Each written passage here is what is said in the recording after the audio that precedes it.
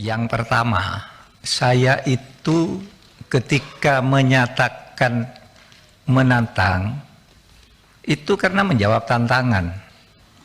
Saya enggak pernah, ini mulanya begini.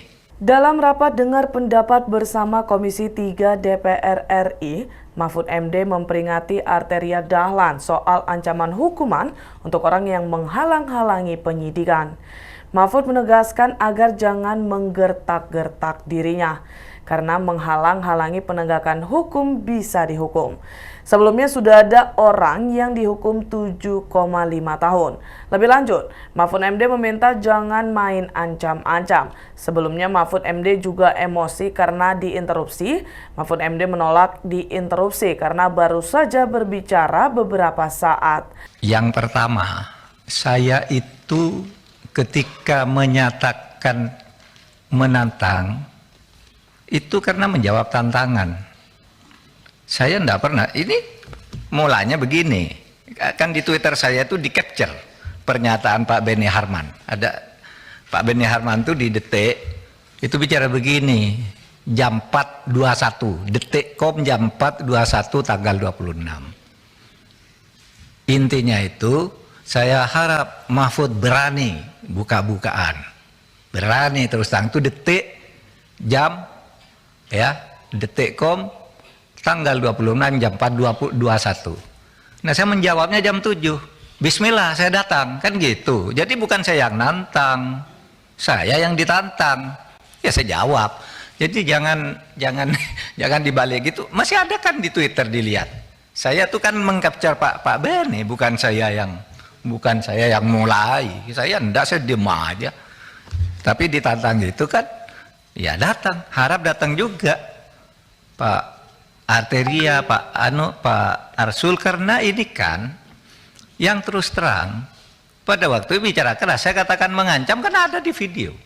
Saya ingatkan Ketua PPATK ini berlaku bagi Menteri, bagi Menko, ancaman hukumannya 4 tahun. Kenapa?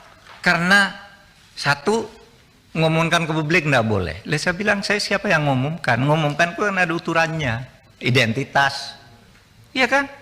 Identitas akun kan itu ada ukurannya, ngumumkan. Saya ngumumkan agregat.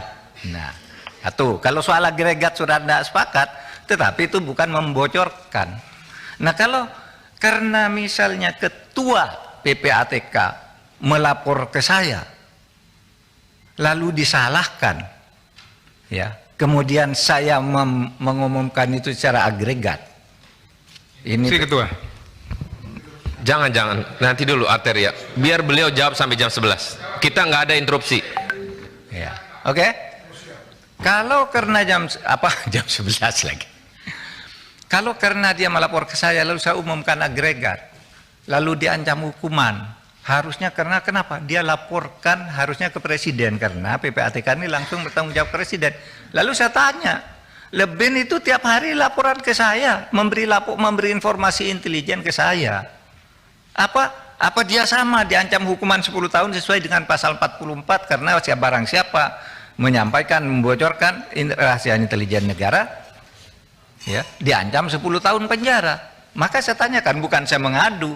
Kalau ini laporan salah, kok Ben tidak salah? Ini saya tadi bawa contohnya.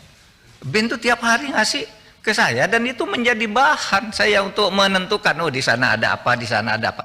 Tapi yang laporan Ben ke presiden yang diberikan ke saya itu, saudara, ini tidak ada yang baca kecuali saya. Begitu saya baca, oh ini titik-titik penting, saya terus ini simpan ke tempat tertutup. Karena itu kan BIN tidak ada press release ke publik, Pak. Kenapa? BIN tidak ada press release ke publik. Pak Arteria, apa tuh itu? Kalau LH-nya diekspos ke publik, beda dong, analoginya nggak sama ya. Jangan disanggah dulu. Silakan Pak Menko. Ya, LH. LHA itu bukan itu tadi, ya, identitas. Tapi oke lah, nantilah itu. Kemudian saudara, saya bicara Markus. Ya, saya bicara Markus. Ikuti terus berita menarik lainnya. Jangan lupa like dan share seluruh akun Tribun Medan.